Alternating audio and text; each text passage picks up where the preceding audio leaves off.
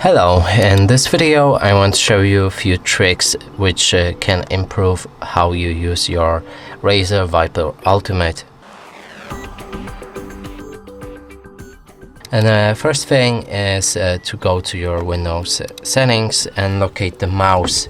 So find the mouse in normal settings, open it, then you can go for additional mouse options, pointer options, and make sure that enhance pointer precision is disabled.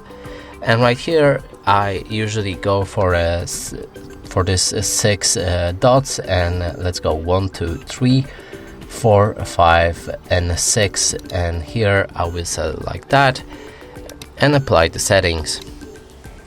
Here your mouse should be more precise with all of these settings applied.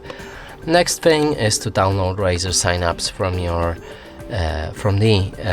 Razer website and add the mouse right here. Click on it. Now you can customize your mouse, so add any of the buttons you want to use, and this should improve on how quick you react to certain things in the games. So for example, you can equip a knife with button 4 in a specific game. I would also make sure to use a mouse in a dominant hand, which is right for me.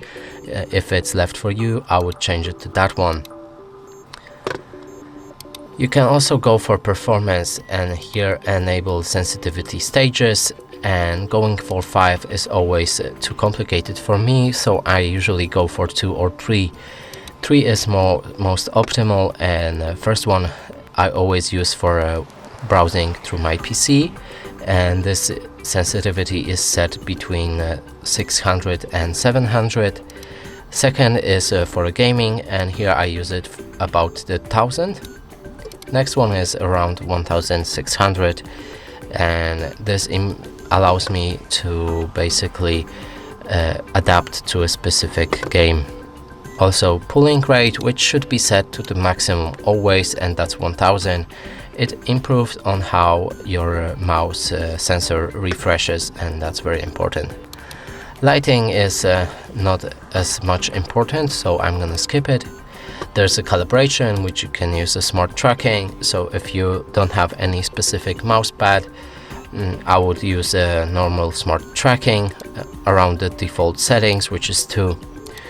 And there's also manual calibration, and here you can add a specific surface for your device, so you can use all of the Razer mouse pads or create a custom one.